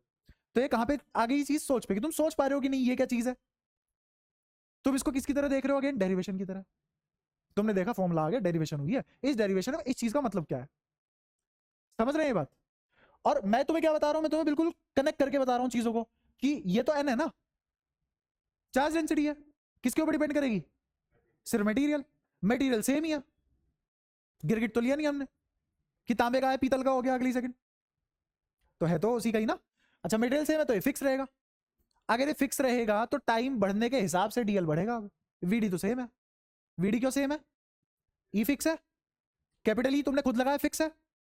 रिलैक्सेशन टाइम एवरेज लिया हुआ है, फिक्स होता है कंडक्टर का, क्योंकि रिलैक्सेशन टाइम भी किस पे डिपेंड करता है? Material and temperature. Material and temperature ये किस किसके ऊपर डिपेंड करता है? रिलैक्सेशन टाइम किसका फंक्शन है? Function of material and. जब तक तापमान और धातु में बदलाव नहीं आएगा तब तक टाउ में कोई बदलाव, और मास ऑफ इलेक्ट्रॉन तो वही है ना जो था। तो मेरे को बताओ वीडी बदलेगा क्या? वीडी नहीं बदला, वीडी नहीं बदला, और ये भी नहीं बदला। तो तुमने कहा टाइम बढ़ा दो, ठीक है, तो टाइम बढ़ा दिया तो तुम पहले मैंने करंट निकाला 1 सेकंड के लिए, तुम 10 सेकंड के निकालोगे, इसका 10 का मल्टीपल आ जाएगा। फॉर्मूला कब चेंज हुआ? अब चाहे फिजिकल मूवमेंट हो और चाहे इंपल्सिव इफेक्ट हो, मान लो कि ये कभी मूव ही ना करता, ये इतना सा मूव करा बस, एक इंपल्स आई बस और रुक गया, तो भी तो ये कामयाब था फॉर्मूला। तो इससे फर्क पड़ रहा है कि ये फिजिकल से आया या तुमने पता है क्या सीखा? मैंने सिखाया कुछ और, तुमने ये सीखा कि करंट 2 टाइप के होते हैं। एक जब चार्ज 0 हो साला तब भी फ्लो कर जाए, एक जब चार्ज 0 ना हो तब फ्लो कर जाए। ये कोई टाइप नहीं है करंट के। मैंने तुम्हें बताया करंट तब तो फ्लो करता ही करता है जब फिजिकल मूवमेंट आती है चार्ज की, लेकिन बिना फिजिकल मूवमेंट के भी करंट फ्लो कर सकता है। मैंने तुम्हें ये सिखाया। अब तुमने इसको 2 अलग अलग हिस्सों में बांट लिया, जबकि वो था तो एक ही बात थी। अभी सुन रहा है? ये सुन नहीं रहा? मैं गारंटी ले रहा हूं कि तूने अभी भी सब कुछ सुना नहीं है, तो ये सोच रहा था कि मैं अब क्या बोलूं। हाँ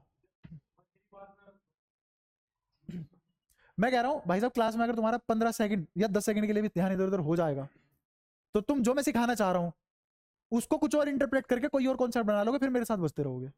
इसीलिए तुम्हारा फोकस कैसा होना चाहिए? बिल्कुल डेड, स्पीड भी बढ़ेगी, फोकस भी बढ़ेगा, और सवाल अच्छे होंगे। तो अगेन करंट 2 टाइप का किस हिसाब से होता है? Conventional, non conventional. और कोई टाइप नहीं है करंट का, और कोई टाइप नहीं है करंट का। क्यू इक्वल टू 0 है तब भी करंट फ्लो कर सकता है क्या? मे और मे नोट भी, मे और मे नोट भी। मान लो उस चार्ज में इंपल्स भी नहीं है और साला फ्लो भी नहीं कर रहा, बना लो करंट, जाओ। तो Q इक्वल टू 0 पे चार्ज में मे नोट फ्लो, चार्ज कह रहा हूं, करंट।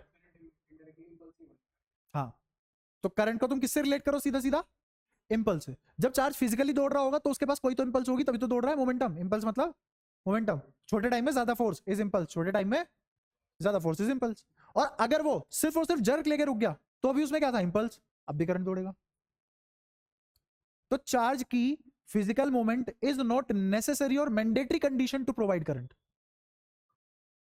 इसका मतलब नहीं करंट 2 टाइप के होते हैं, चार्ज 0 तो फ्लो कर गया और चार्ज ना 0 तो फ्लो कर गया, ठीक है। तो ये जो मैंने करंट निकाला है ये कौन सा है? इंपल्स वाला या फिजिकल मूवमेंट वाला? दोनों, ठीक है। क्लियर है? सवाल मैं तेरा समझ गया था, तू मेरी बात नहीं समझ रहा इतने टाइम से।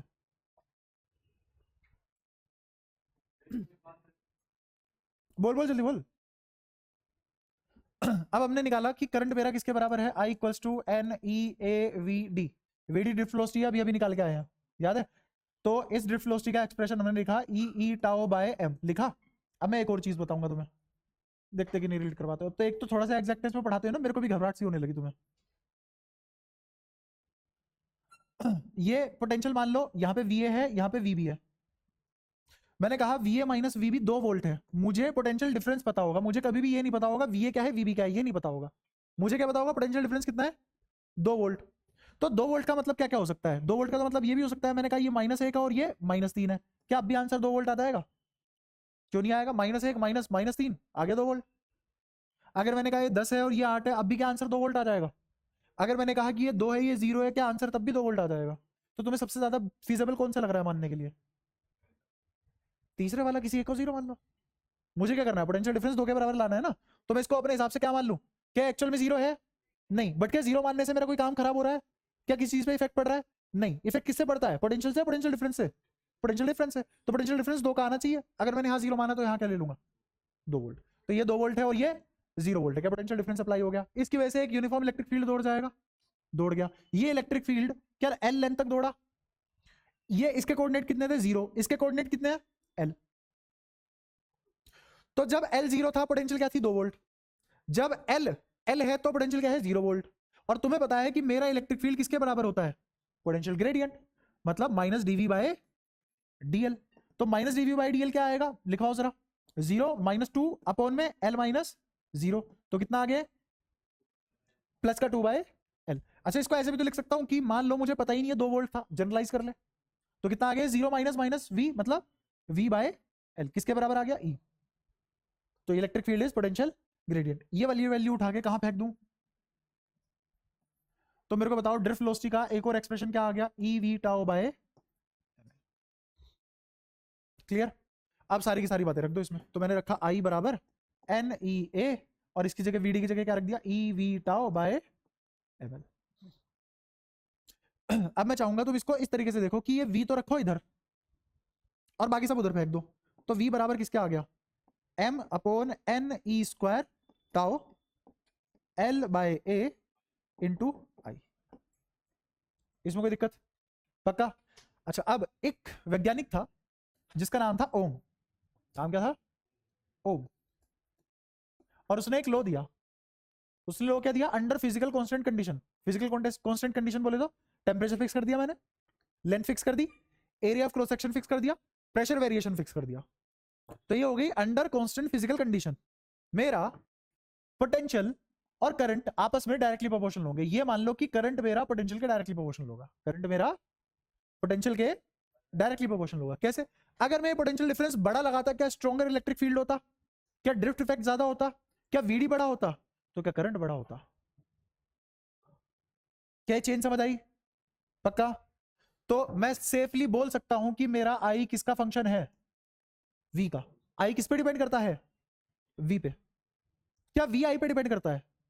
नहीं। ऐसा थोड़ी ना पहले करंट आया फिर पोटेंशियल बना होगा। नहीं, पहले पोटेंशियल बना फिर करंट आया। बट हम लिखते क्या है? लिखते ही हैं हम।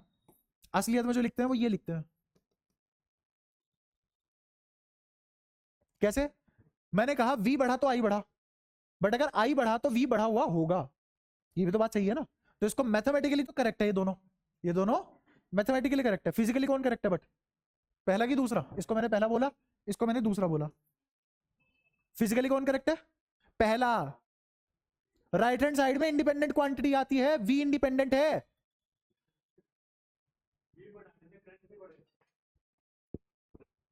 मैथमेटिकली दोनों सही है। मेरे को बता, आई वी पे डिपेंड करता है? हाँ। क्या वी आई पे डिपेंड करता है? ये क्या लिखा हुआ है?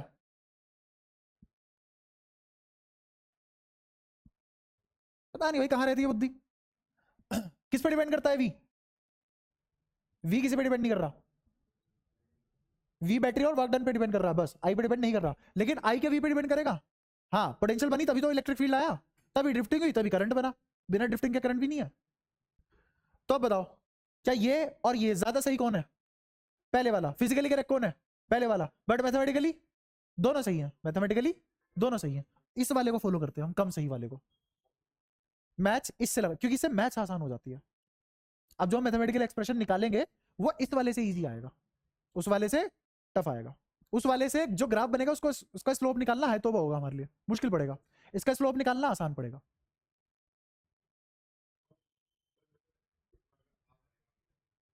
आएगा, अभी बताऊंगा। हाँ हाँ। फर्क ये है ना कि फिर मुझे 1/r के हिसाब से स्लोप निकालना पड़ेगा। अब तू खुद सोच, r के हिसाब से स्लोप निकालना ज्यादा आसान है 1/r के हिसाब से? r के हिसाब से, इसलिए फॉलो कर रहे हैं। ठीक है? तो तुम्हें ये समझ आया ज्यादा करेक्ट ये है, कम करेक्ट ये है? ठीक है। मैथमेटिकली, मैथमेटिकली कौन कौन करेक्ट है? 1 and 2 are correct. But physically, कौन करेक्ट है? Only 1 is correct. ठीक है? अब तो कोई दिक्कत नहीं है। लेकिन हम फॉलो कौन सा करेंगे? सेकंड वाला। फॉलो कौन सा करेंगे? क्योंकि इसकी सॉल्विंग इजी है। Solving is solving analysis is easy. जो हम एनालिसिस करेंगे सोल्व करने के बाद वो थोड़ा आसान रहेगा इससे, ठीक है। तो अगर इस वाली इक्वेशन को देखा जाए तो इस वाली इक्वेशन को हम ये यहां ऐसे लिख पाएंगे, v इज डायरेक्टली प्रोपोर्शनल था i के, तो v some constant proportionality constant into i, और वो जो प्रोपोर्शनलिटी कांस्टेंट है वही r है, वो जो प्रोपोर्शनलिटी कांस्टेंट है वही r है। और ये r कौन है? ये r ये है। मैच कर लो, कंपेयर कर लो इसको और उसको, v r i। तो r किसके बराबर आया? r बराबर आ गया m by n e square tau into l by a, और इसकी यूनिट क्या होती है? ओम। ओम साइमन, ओम या फिर साइमन। हाँ बता क्या? हाँ 1/r की। अच्छा हाँ साइमन इनवर्स, ठीक है ठीक है, ओम या फिर साइमन इनवर्स। हाँ तू बता, पूछ रहा था ना कुछ? अच्छा क्या यहाँ तक सारी बातें क्लियर है? पक्का? तो हमने क्या निकाल लिया? रेजिस्टेंस का फॉर्मूला निकाल लिया, रेजिस्टेंस का फॉर्मूला निकाल लिया। सबसे पहले हमने क्या कहा? ओम्स लॉ, एक तरीके से डेरिवेशन ओम्स लॉ की, एक तरीके से डेरिवेशन ओम्स लॉ। यहां से शुरू हो गए, यहां तक आओगे, और यहां तक आने के बाद बोल दोगे देखो m तो कांस्टेंट होता है, लेंथ मैंने फिक्स करी है अंडर फिजिकल कांस्टेंट कंडीशन बोला है तुमने, एरिया ऑफ क्रॉस सेक्शन भी हमने फिक्स किया है, टेम्परेचर भी हमने फिक्स किया है, मटेरियल फिक्स किया है, तो टाउ फिक्स हो गया, और ये तो हमेशा ही फिक्स है, तो इसका मतलब आर फिक्स है। पर्टिकुलर कंडक्टर के लिए under physical constant r fix है, मतलब कांस्टेंट आ चुका है, तो इसका मतलब यही ओम्स लॉ है। तो इस वाली इक्वेशन से तुम क्या लिखोगे? इस वाली इक्वेशन को लिखोगे v equals to r i, और फिर बोल दोगे v is directly proportional to i, और तुमने क्या प्रूव कर लिया? Ohm's law. क्या प्रूव कर लिया? ये ओम्स लॉ की डेरिवेशन होगी। मैंने तुम्हें कंपेयर करके दिखाया क्योंकि तुम्हें 10वीं से आता था ओम्स लॉ, ऐसा मैं मान के चल रहा हूँ, गलती मेरी है, बट असलियत में तुम प्रूव करोगे वहां पे, तुम वहां पे प्रूव करोगे, ठीक है, कंपेयर करके नहीं दिखाओगे। तुम यहां से चलोगे, यहां से चलोगे, और फिर बोल दोगे ओए लाला ये तो कांस्टेंट है, ये क्या है? कांस्टेंट। तो v बराबर सम कांस्टेंट इनटू i, तो v is directly proportional to i, और ये तो ओम्स ने कहा, कर दिया प्रूव। सारी बातें क्लियर है? तो अब जो ताजा ताजा हमने r निकाला, r क्या है? रेजिस्टेंस। रेजिस्टेंस क्या क्या निकाला हमने? m upon n e square tau l by a। अब मैंने ये ऐसे क्यों लिखा, इसी फॉर्मेट में क्यों लिखा, मैंने रैंडमली क्यों नहीं लिखा? समझना ध्यान से, ये जो गोला है ये है ज्योमेट्रिकल कांस्टेंट, ये क्या है? Geometrical constant. और ये जो ब्रैकेट है ये क्या है? Material constant, material specific constant. हाँ अब सुनने ध्यान से, अगर मैं लेंथ बदल दूं रेजिस्टेंस बदलेगी, हाँ, एरिया ऑफ क्रॉस सेक्शन बदलूं रेजिस्टेंस बदलेगी, हाँ, तो मेरी रेजिस्टेंस ज्योमेट्रिकल फैक्टर पे भी डिपेंड करता है और मटेरियलिस्टिक फैक्टर पे भी डिपेंड करता है। अगर मैंने मटेरियल बदला तब भी रेजिस्टेंस बदलेगी, अगर मटेरियल की ज्योमेट्री बदल दी तब भी रेजिस्टेंस बदलेगी। समझ आ रहा है? पक्का? वहीं पे अगर मैं इसको एक अलग से, क्योंकि ये मटेरियल स्पेसिफिक कांस्टेंट है, इसके अंदर सारे लोग रहते हैं, इन सभी लोग के कलेक्शन को मैं एक नया नाम दे दूं, रेजिस्टिविटी। क्या नाम दे दूं? रेजिस्टिविटी, जिसका सिंबल है रो। ये चार्ज डेंसिटी नहीं है, अब क्या है ये? रेजिस्टिविटी, ठीक है। तो ये किसके बराबर आ गया? ये आ गया m upon n e square tau. ये क्या ज्योमेट्रिकल कांस्टेंट पे डिपेंड करेगा? मैंने कहा कि वायर की रेजिस्टिविटी निकालनी है, पहले वायर 1 मीटर की थी, अब वायर 15.5 मीटर की है, क्या रेजिस्टिविटी बदली? नहीं। क्या रेजिस्टेंस बदली? हाँ रेजिस्टेंस बदल गई। क्लियर है? तो मेरे को बताओ ज्यादा फंडामेंटल कौन है, रेजिस्टिविटी या रेजिस्टेंस? रेजिस्टिविटी ज्यादा फंडामेंटल है, तो ये क्या है? मोर फंडामेंटल, क्योंकि ये ज्योमेट्रिकल एस्पेक्ट पे डिपेंड। तो ज्योमेट्री बदलने से रेजिस्टेंस बदल जाती है लेकिन रेजिस्टिविटी नहीं बदलती। तो अब तुम्हारा आर का फॉर्मूला क्या बन गया? Rho L by A. Length बढ़ने से रेजिस्टेंस बढ़ता है, एरिया ऑफ क्रॉस सेक्शन बढ़ने से रेजिस्टेंस घटता है, और रेजिस्टिविटी कोई फर्क नहीं पड़ता, लेंथ बढ़ाओ घटाओ उससे कोई फर्क नहीं पड़ता। किस पे? रेजिस्टिविटी पे, ठीक है। और रेजिस्टिविटी के अंदर क्या क्या रहते हैं? एम एन ई और टाउ। अब फिर से आते हैं टाउ पे। अगर मैंने टेम्परेचर बढ़ाया तो फ्रीक्वेंसी ऑफ कोलिजन बढ़ी, फ्रीक्वेंसी ऑफ कोलिजन बढ़ा तो रिलैक्सेशन टाइम घटा, और अगर रिलैक्सेशन टाइम घटा तो रेजिस्टेंस बढ़ गया।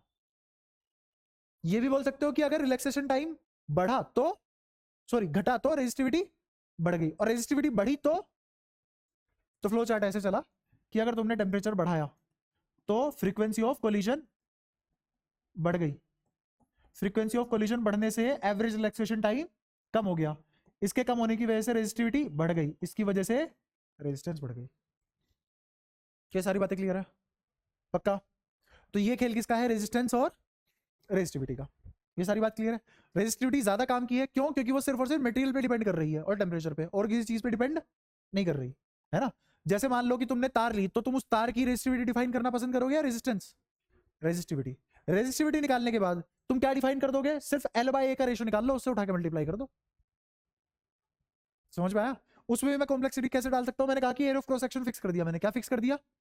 Area of cross section fix कर दिया, है ना। और मैंने तुम्हें बता दिया रेजिस्टिविटी है 5 ओम, 5 ओम पर मीटर। रेजिस्टिविटी क्या है? 5 ओम पर मीटर। रेजिस्टेंस बताओ fix cross section area wire की, अगर वायर 10 मीटर लंबी है। 50 50। मैंने क्या कहा? रेजिस्टिविटी कितनी है? 5 ओम पर मीटर। क्रॉस सेक्शन एरिया है फिक्स्ड। उस तार की लेंथ 10 मीटर ले ली, तो रेजिस्टेंस क्या निकल के आई? 50। ये समझने में देख लो, तुमने दोबारा बुलवाया, यहां है समझ हमारी। हाँ, ओम रेजिस्टिविटी, ओम मीटर, तो क्या दिक्कत है?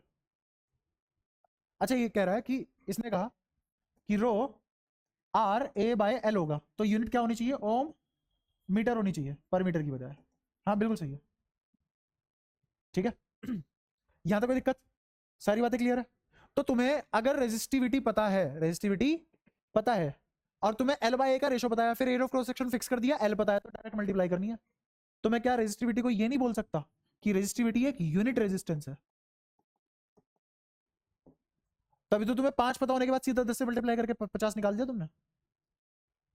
तो रेजिस्टिविटी को यूनिट रेजिस्टेंस जैसा भी बोला जा सकता है। के सारे एस्पेक्ट क्लियर है जो मैंने तुम्हें दिखाए रेजिस्टिविटी और रेजिस्टेंस के और ओम्स लॉ के, ठीक है। अब एक ऐसी ही चीज होती है कंडक्टिविटी, एक ऐसी ही चीज होती है जिसका नाम क्या है?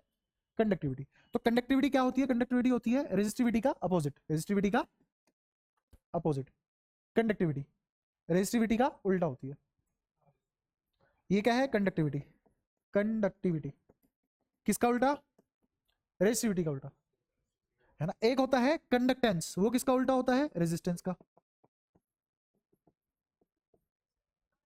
क्या? हाँ, यहां सिग्मा। किताब में क्या कर सकता हूँ, केमिस्ट्री में अलग है, यहाँ अलग कर रखा है, मेरी क्या गलती है उसमें? वहां पे कंडक्टिविटी को क्या बोलते हैं? जी स्टार। केमिस्ट्री में कापा, और कापा से रिलेट होता हुआ जी स्टार, ठीक है। वहां पे जी स्टार क्या होता है? स्टैंडर्ड का। स्टैंडर्ड का मतलब यूनिट, यूनिट मतलब सीधा कापा से रिलेटेड, ठीक है। अच्छा खैर, तो ये सिग्मा 1/ρ आया, तो इसका फॉर्मूला क्या हो जाएगा? पलट जाएगा, तो ऊपर क्या आ जाएगा? NE² τ/m। अब एक बहुत ही क्रूशियल बात बोलूंगा, याद रखना, क्योंकि ये ना वो वाले पॉइंट है जो कोई बताता नहीं है, किताब में भी स्किप हो जाते हैं, फिर बाद में कहीं ऐसे हो जाता है ना, ट्रिकी क्वेश्चन आ गया तो फिर गलत हो जाते हैं। अगर मैं तुमसे पूछूं कि मैंने यहाँ पे टेम्परेचर बढ़ा दिया, तो क्या ये कंडक्टिविटी बढ़नी नहीं चाहिए? क्या टेम्परेचर बढ़ाने से कंडक्टिविटी बढ़ती है? ताओ घट जाएगा, तो कंडक्टिविटी घटेगी, कंडक्टिविटी घटेगी। सोच के बोलना। हाँ, टेम्परेचर बढ़ाने पे कंडक्टिविटी बढ़ेगी घटेगी? ठीक है, अब मैं अपनी बात सपोर्ट करता हूँ। तुमने टेम्परेचर बढ़ाया, टेम्परेचर बढ़ाने से क्या उनको थर्मल एनर्जी मिल गई? इलेक्ट्रॉन को, इलेक्ट्रॉन को थर्मल एनर्जी मिलते ही क्या ज्यादा से ज्यादा फ्री इलेक्ट्रॉन नहीं आ गए? अब क्या नंबर ऑफ फ्री इलेक्ट्रॉन पहले के मुकाबले बढ़ नहीं गए? तो जब नंबर ऑफ फ्री इलेक्ट्रॉन पहले के मुकाबले इंक्रीज हो गए, तो ये भी तो बढ़ा।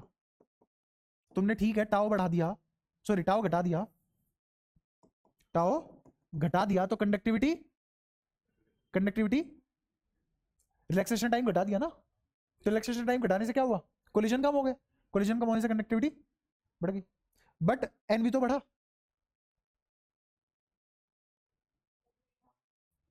तो अब मेरा सवाल पता है कहां आगे उतर चुका है? ये तो तुम्हें समझ में आ गया, तो सही है कि टाओ जैसे ही डिक्रीज होगा, टाओ डिक्रीज होने की वजह से कंडक्टिविटी डिक्रीज होगी। फॉर्मूले से देखो, वैसे बढ़ेगी। तो क्या दिक्कत आ रही है? एनोवेली दिखी तुम्हें? क्या पूछना चाह रहा हूं मैं?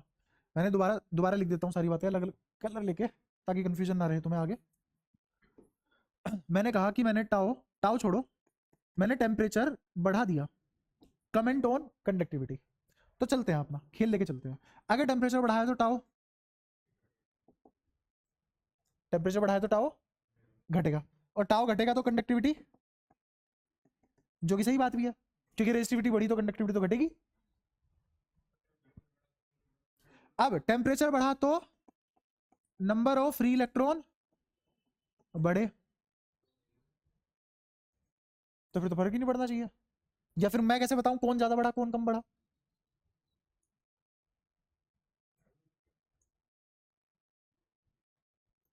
इतना सब कुछ पढ़ाने के बाद भी देख लो बच गया, कंफ्यूज होने लायक कुछ, यही बात गलत है, ये सही है। क्योंकि ये सारी की सारी चीज किसके ऊपर डिपेंड करती है? मटेरियल। अकेला टाउ किस पे डिपेंड करता है? Material plus temperature. तो टाउ किसका फंक्शन है? Function of material plus temperature. लेकिन एन ई स्क्वायर और एम ये सब के सब किसके फंक्शन है? फंक्शन ऑफ मटेरियल ओनली, ये टेम्परेचर का फंक्शन नहीं है। ठीक है, यहां तक कोई परेशानी? तो तुम बढ़ाते रहो टेम्परेचर, हमारे नंबर ऑफ फ्री इलेक्ट्रॉन पे कोई फर्क नहीं पड़ेगा। क्यों? क्योंकि चैप्टर 1 में हम मान के आए थे कि कंडक्टर में कितने नंबर ऑफ फ्री इलेक्ट्रॉन होते हैं? नंबर ऑफ फ्री इलेक्ट्रॉन कितने होते हैं किसमें? कंडक्टर में। कमी नहीं है फ्री इलेक्ट्रॉन की, यही पढ़ाया था मैंने तुम्हें, याद है? तभी तो conduction band valence band overlap कर रहे थे उधर। फ्री इलेक्ट्रॉन की कोई कमी नहीं है। कितने फ्री इलेक्ट्रॉन है? जितने चाहिए उतने हैं फ्री इलेक्ट्रॉन, तभी तो 2 केस बने थे माइक्रोस्कोपिक क्वांटाइजेशन में। तूने तो नोट्स बनाया ताजे ताजे, याद होगा। तुमने सोचा कोई एक बात भूल जाएंगे तो क्या ही फर्क पड़ रहा है? कुछ नहीं भूल सकते भाई साहब आप, जो पढ़ा दिया गया है एक एक चीज दिमाग में होनी चाहिए, है ना? क्योंकि तैयारी 100 में से 100 की है, तो सब कुछ याद रखना पड़ेगा। कंडक्टर में कितने नंबर ऑफ इलेक्ट्रॉन? क्या बढ़ा लोगे इनफाइनाइट को? बढ़ाना जरा।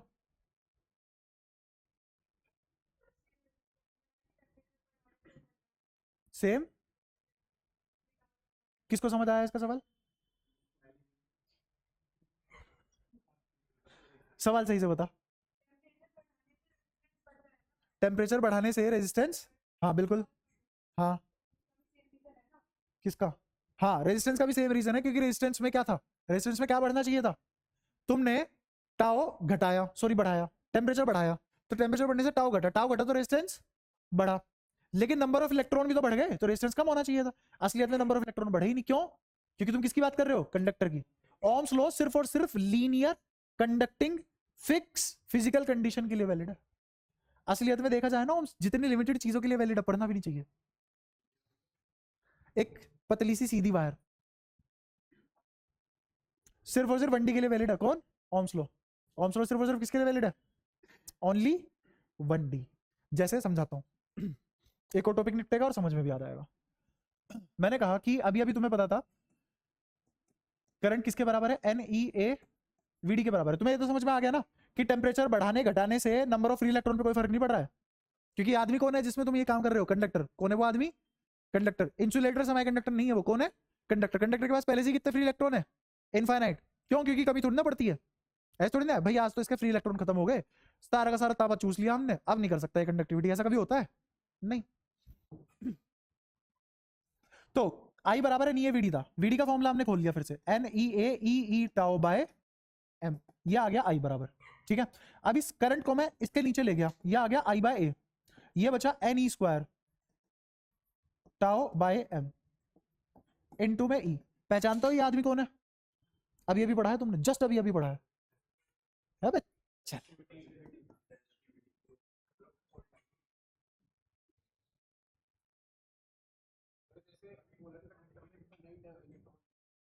असलियत में इनफाइनाइट नहीं है वो। हाँ, एज्यूम भी नहीं कर रहे।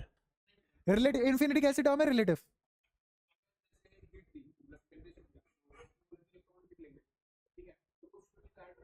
हाँ हाँ हाँ हाँ हाँ। अब मैं वही बात बोलूंगा, समुद्र में जाके एक बोतल पानी फेंका, क्या कंट्रीब्यूट किया तूने? थर्मल थर्मल टेम्परेचर बढ़ाया, टेम्परेचर बढ़ाने से थर्मल वेलोसिटी बढ़ी, तो कितना टेम्परेचर बढ़ाऊं कि एक इलेक्ट्रॉन को प्लस 13.6 इलेक्ट्रॉन वोल्ट की एनर्जी मिल जाए? बहुत ज्यादा टेम्परेचर बढ़ाना पड़ेगा। उतना टेम्परेचर बढ़ाने पे वो लिक्विड स्टेट में आ जाएगा, क्या फायदा? दूसरा, इक्का दुक्का फ्री भी हो गया। जैसे मान ले कुछ को 1-2 इलेक्ट्रॉन वोल्ट ही चाहिए थी एनर्जी, थर्मल एनर्जी तुमने दी तो उसने एब्जॉर्ब कर ली थर्मल एनर्जी, अब वो फ्री हो गया क्योंकि उसको तो प्लस 1-2 इलेक्ट्रॉन वोल्ट ही चाहिए थी माइनस की बजाय। तो अब कितने इलेक्ट्रॉन फ्री हो गए? 1 लाख 2 लाख। और पहले कितने थे? 6 मोल 8 मोल। करियो कंपेयर। ठीक है, इसलिए मैं उसको इन्फिनिटी बोल रहा हूं, असलियत में इन्फिनिटी नहीं है, बात है रिलेटिव, किससे कंपेयर कर रहे हो, डेटा क्या है तुम्हारे पास। क्लियर है? तो ये क्या आ गया, sigma electric field vector quantity है। अब मजे की बात क्या है, करंट पर यूनिट एरिया बी एक वेक्टर क्वांटिटी है जिसका नाम है करंट डेंसिटी। ये क्या है, current density, J J J J current density, ये कंडक्टिविटी, ये इलेक्ट्रिक फील्ड। क्या ये अपने आप आया निकल के एक्सप्रेशन? करंट डेंसिटी एक वेक्टर क्वांटिटी है, करंट डेंसिटी एक वेक्टर क्वांटिटी है, और करंट डेंसिटी एक पॉइंट पे डिफाइन होती है, एरिया पे नहीं। करंट डेंसिटी एक पॉइंट पे डिफाइंड होती है, एरिया पे नहीं। रीजन, इलेक्ट्रिक फील्ड कहां डिफाइन होता है? ये क्या है, वेरिएबल की कांस्टेंट, कांस्टेंट, तो some constant, some scalar constant into vector, तो इसकी डायरेक्शन इसके जैसी नहीं होगी। जे की डायरेक्शन किसके जैसी? इलेक्ट्रिक फील्ड के जैसी। जहां ई डिफाइंड वहां कौन डिफाइंड? तो इलेक्ट्रिक फील्ड कहां डिफाइन होता है, एरिया पे या पॉइंट पे? पॉइंट पे, तो जे भी कहां डिफाइन होगा? ठीक है, और करंट कहां डिफाइन होता है? एरिया पे। करंट डेंसिटी कहां डिफाइन होती है? पॉइंट पे। करंट कैसी क्वांटिटी है?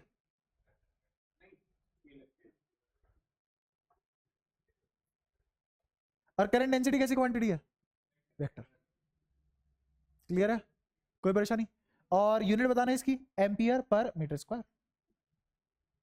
किसी के दिमाग में हलचल चल रही हो कि हम तो राइट हैंड साइड से निकालेंगे, पागल हो तुम, यहां से निकालो ना, एम्पियर पर मीटर स्क्वायर। ठीक है, तो ये तुम्हें समझ आया, ये डेरिवेशन आ जाती है 2 नंबर की ऐसे छपी छपाई, इसी को बोलते हैं ओम्स लॉ। बताना मत बस किसी को, कभी यहाँ पेपर वेपर में लिख के आ जाओ कि ये होता है ओम्स लॉ, असलियत में ये होता है ओम्स लॉ। और ये 1D के लिए भी वैलिड है, 2D के लिए भी वैलिड है, 3D के लिए भी वैलिड है। वहीं पे ही जो हमने ये वाला ओम्स लॉ पढ़ा है, अय्यर वाला, ये सिर्फ और सिर्फ किसके लिए वैलिड है? 1D के लिए।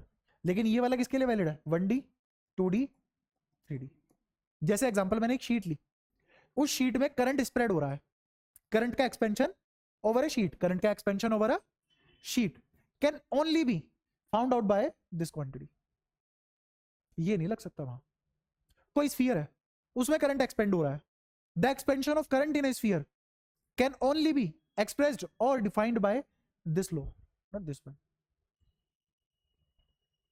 ठीक है, तो अगर तुम्हें असलियत का ओम्स लॉ पढ़ना है वो ये है।